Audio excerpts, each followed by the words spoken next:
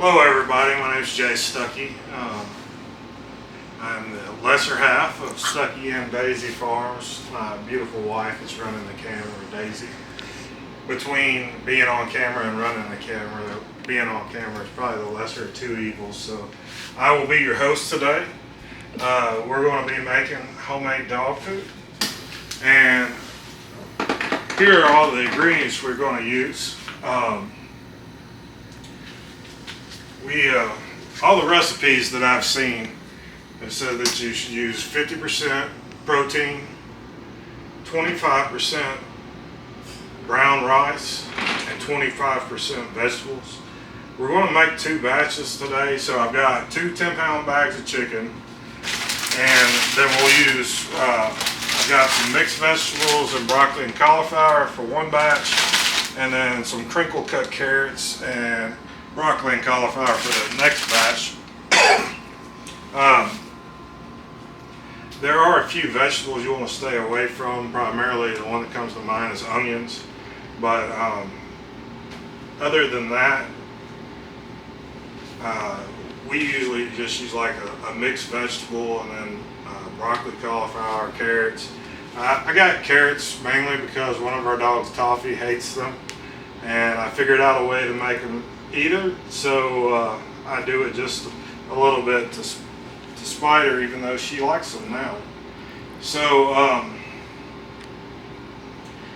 the main thing that we're going to do is we're going to cook our rice with chicken broth, and we get the chicken broth from boiling down the chicken. That's one reason I like to use this method.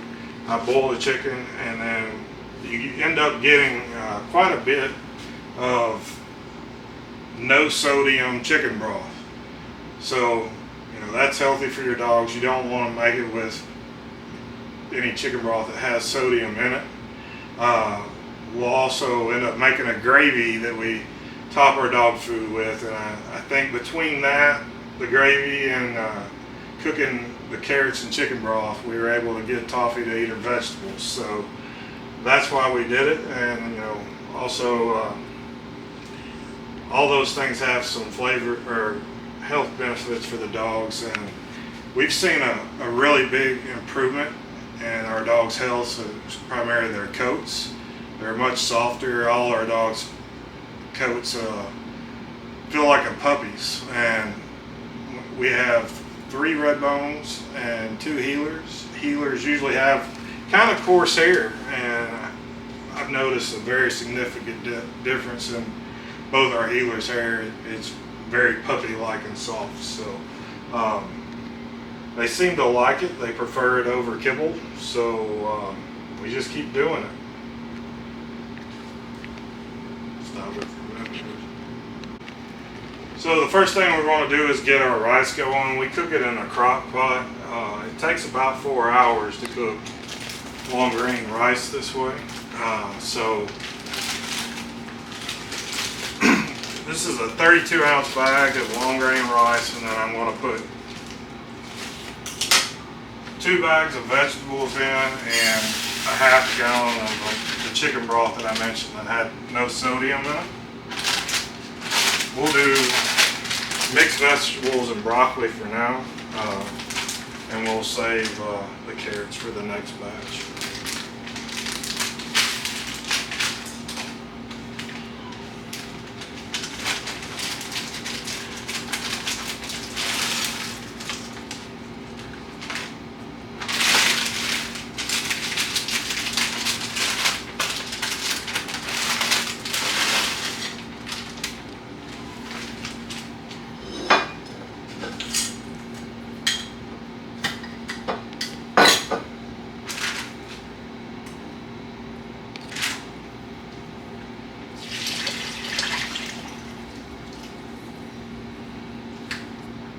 Again, we'll set that for 4 hours and cover it.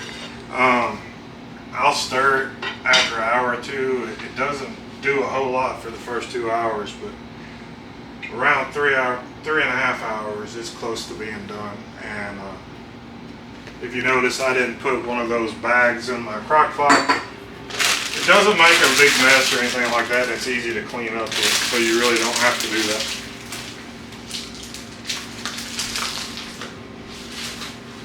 So next we'll get the chicken going.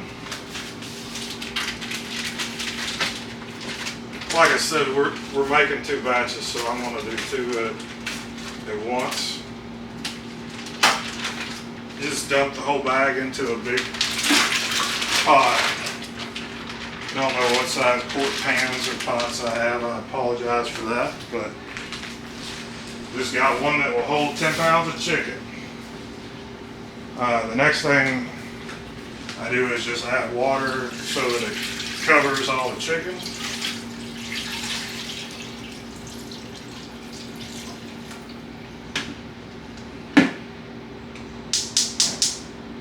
And I turn it on high. Once it starts boiling, I will bring it back down to low. And it generally takes about 2 hours for that to boil and cook the chicken and everything. We'll then take it out and put it in pans and let it cool off for a little bit and debone it.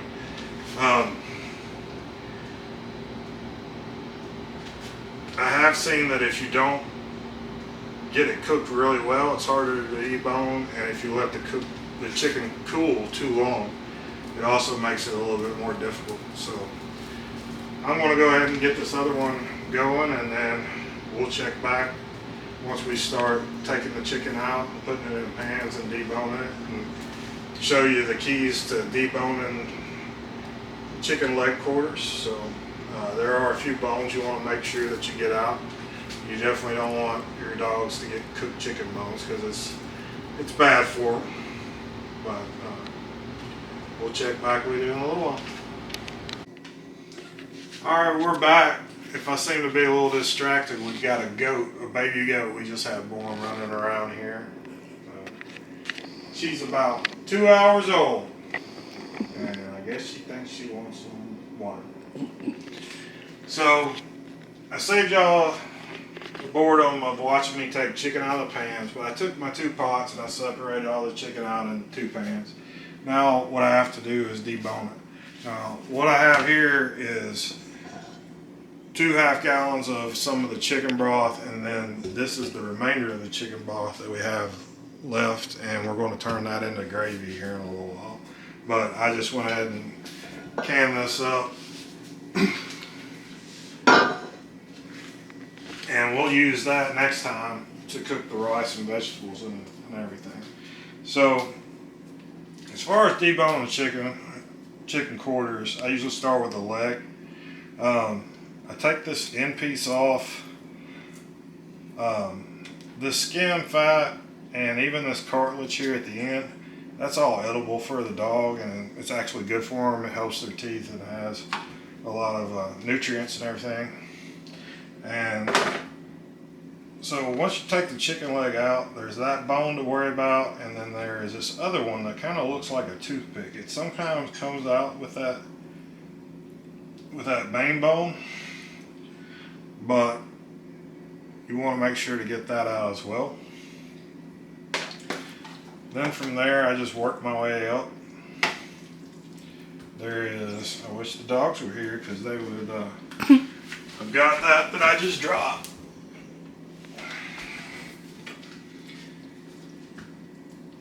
It won't hurt them. So there's one big bone there in the upper part of the thigh. And again, I'm just trying to, I get all the gristle. I can kind of feel with my fingers. If I feel anything that doesn't give, that's bone. All the other stuff that's in there has some give to it. So here's the piece that I was working on. Now this is where there are a few little bones in here. I'll try to find them all and show them to you, but I just feel through it and pinch off everything that's not bone.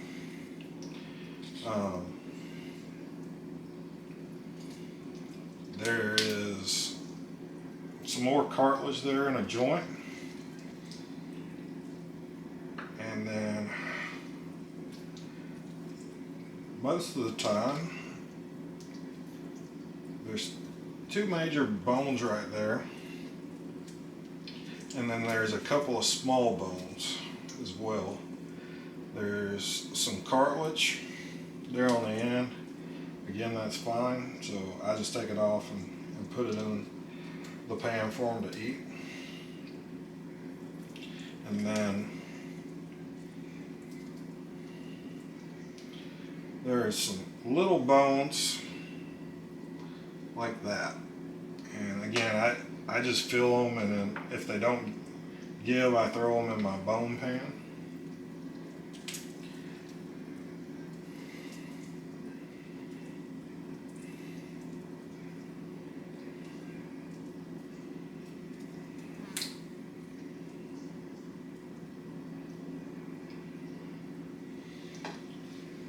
But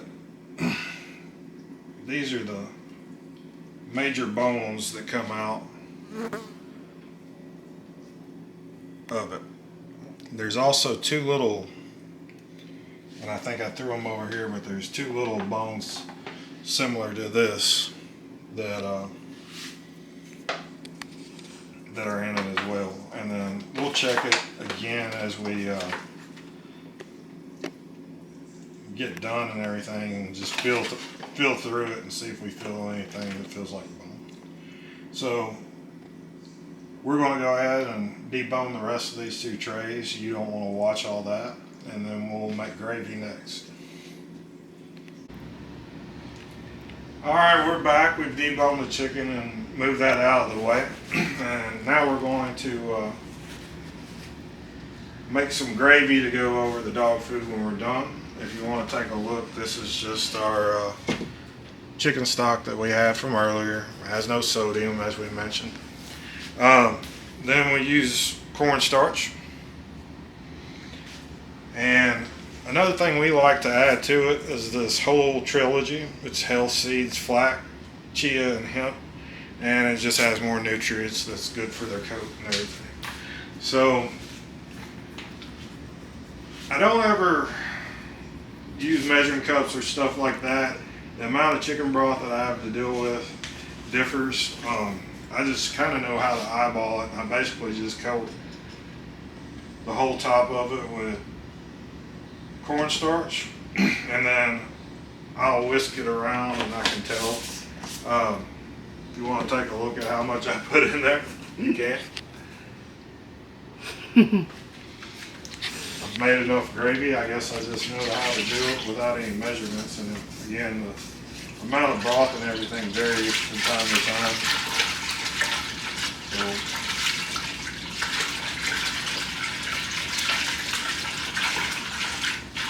just going to whisk all that together real good and turn it on and get started.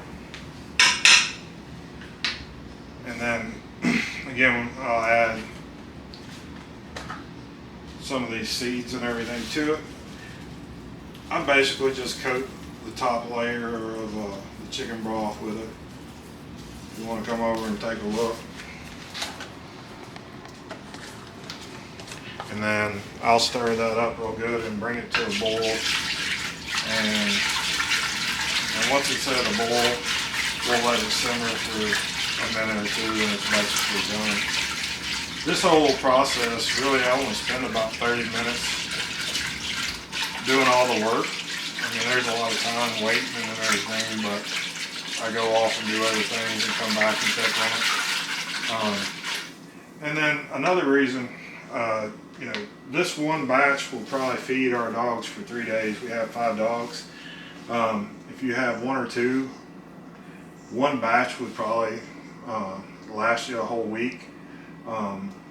We refrigerate it, of course, and we put it in daily size containers. I think you can freeze it easily. You can vacuum seal it and freeze it, and it'll probably last a lot longer. But for one batch, you probably have less than $10 in it. If you shop around, you can usually find the chicken quarters for between $4.99 and $5.99, and the 2 bags of vegetables is probably $1 a piece, and it's about $1 or so for a bag of rice. And then these items, they'll probably last for 10 batches or more. So, and they're not overly expensive either. So that's basically it until the vegetables are done, and then we'll add those to it, and we're going to make the gravy, and we pour the gravy on top of it so that it's in the container in the refrigerator, and all we do is take those containers out, put them in the microwave, and warm them up so the dogs have a warm meal in the morning. They especially like that in the winter time and everything, but I'm sure cold gravy and all that's not all that tasty either. So we'll get back with you in a little bit when we finish it up, as soon as the rice and vegetables are done, and watch us finish it and put it up in its container. Alright, so we finished up our gravy, and it's time to feed the puppies, and we treat them to a little bit of the gravy. We generally don't give them the homemade food just because we don't know exactly if somebody gets them what they're going to have or if they're going to want to make homemade food. So we do give them a little bit of gravy, but we don't let them eat too much of the homemade food. We have an escape artist who has gotten out and really likes it though, but for the most part we try not to feed it to them.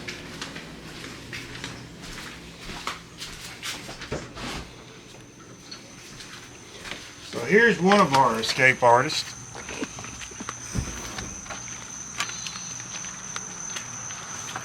Here's the other. With her mama. And here's the sad brothers and sisters that are too big to get out of the cage.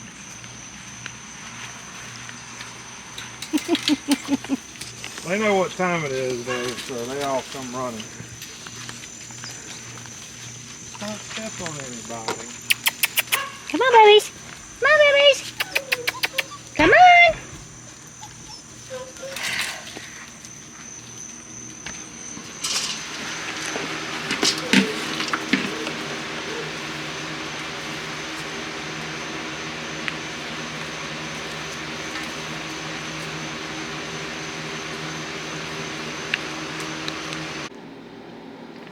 Alright, well I just checked the rice and it's done. As you can see by stirring it, all the broth is gone and everything. So I'm just going to turn it off and add it to our chicken.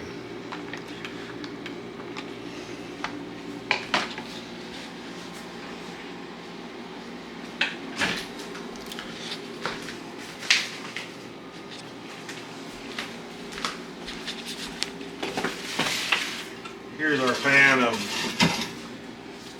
deboned chicken.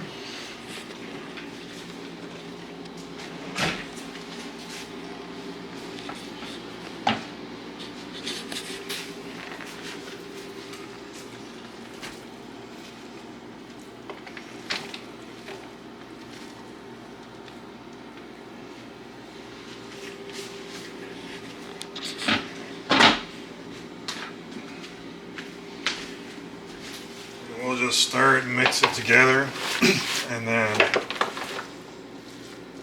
we're going to put it into the containers that we put in the refrigerator. It's basically a daily serving for all 5 of the dogs that we have.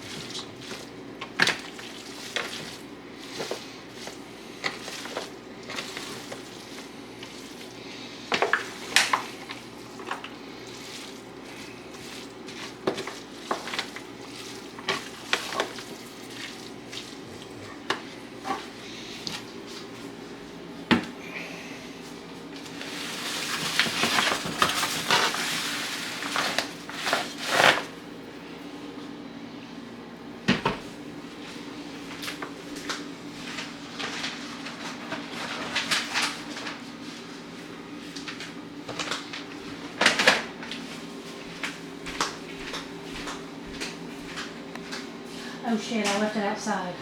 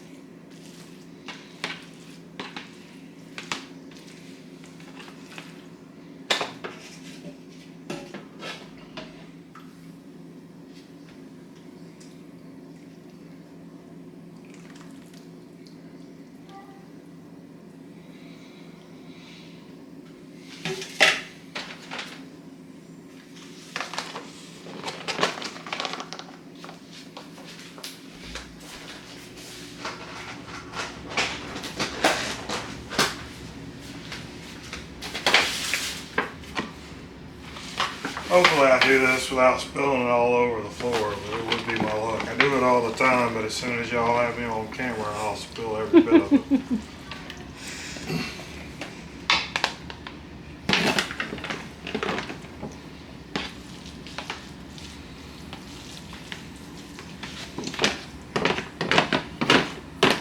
Since we didn't cook anything in this pan, it really washes out really easy and they're reusable, so they're just easy to use, and they actually, as long as you don't cook anything, they clean pretty well.